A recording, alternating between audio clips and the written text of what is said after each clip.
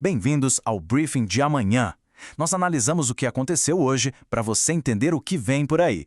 Se você gosta de análises diretas sobre tecnologia e IA, já deixe seu like e se inscreva no canal, porque o tema de hoje é crucial. A guerra tecnológica entre Estados Unidos e China está redesenhando o mapa do poder global. Então, nessa análise, a gente vai direto ao ponto: quais são as armas que estão sendo usadas, por que elas estão sendo usadas e, o mais importante, quais são as consequências reais dessa batalha pelo futuro. Olha, para a gente conseguir entender essa nova Guerra Fria, tem um conceito que é fundamental dominar: decoupling tecnológico. Mas o que isso realmente significa para além do jargão? Esse é o ponto central que muita gente acaba ignorando. Então, esquece aquela ideia de um divórcio econômico total.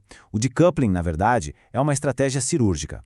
O objetivo é controlar de forma seletiva os fluxos mais sensíveis, como componentes de chips, dados, capital de investimento e até o trânsito de talentos, para mitigar riscos à segurança nacional. Ok, mas o que motiva uma política tão drástica assim? Essas restrições, elas não surgem do nada, né? Elas são a resposta a 3 ameaças que são percebidas como basicamente existenciais. A estratégia americana, ela se apoia nesses 3 pilares que a gente está vendo aí: segurança, economia e direitos humanos.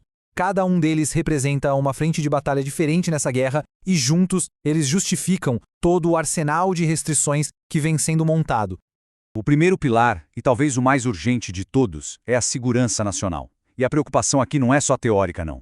É o risco real de que a tecnologia chinesa, que já está embutida em infraestruturas críticas, possa ser usada para espionagem ou, pior ainda, como um tipo de interruptor para sabotagem no meio de um conflito. Aí vem o segundo pilar: a competição econômica. O objetivo aqui é duplo.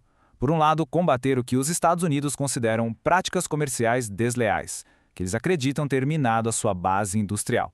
E por outro lado, claro, garantir o domínio em setores que são totalmente estratégicos, como 5G e semicondutores, que vão definir a economia do século XXI.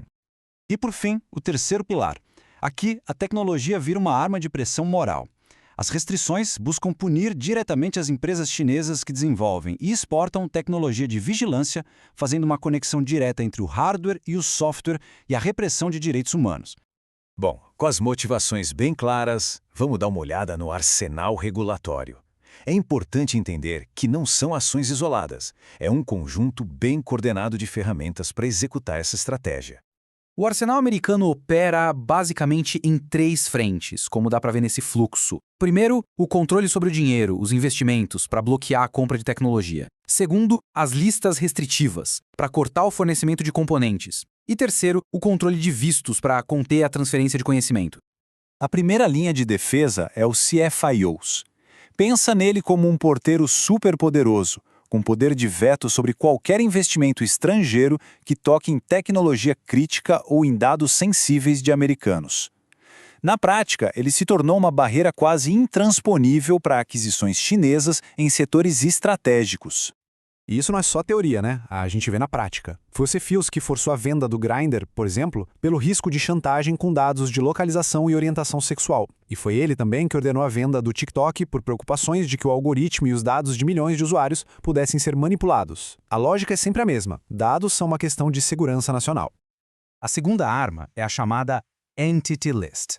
E olha, na prática, ser incluído nessa lista é quase como receber uma sentença de morte tecnológica. A empresa é, de fato, isolada do ecossistema americano, perdendo acesso a tudo, desde chips da Qualcomm até o sistema operacional Android do Google.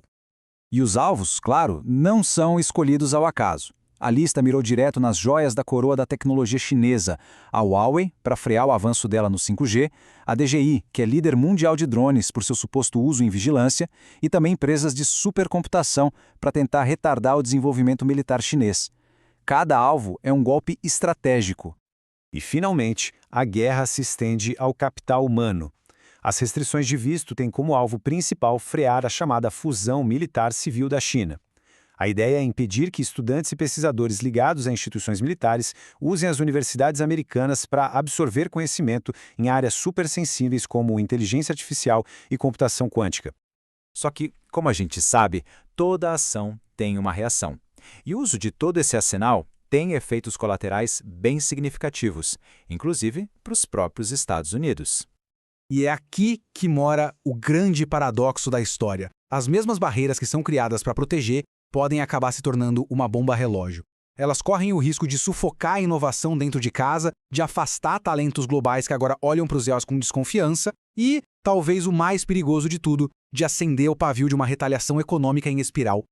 Essa citação do enviado climático da China ela é perfeita para ilustrar o problema. Um ambiente de tecnologia hostil faz com que a cooperação em questões globais urgentes, como a crise do clima, se torne quase impossível. O conflito acaba vazando para todas as outras áreas.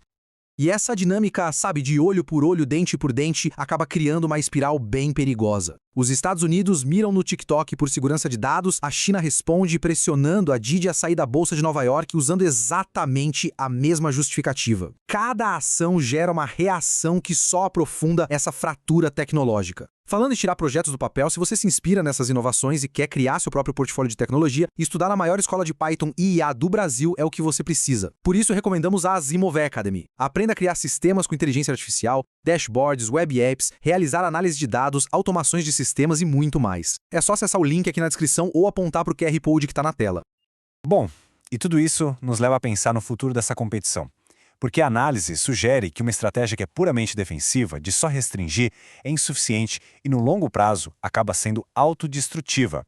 A grande conclusão da análise é que a melhor defesa nesse caso é um ataque bem focado. Quer dizer, em vez de só levantar muros, a estratégia mais eficaz parece ser proativa, investir pesado em inovação doméstica, fortalecer a própria infraestrutura e colaborar com aliados para definir as regras do jogo. O foco muda de bloquear o adversário para correr mais rápido.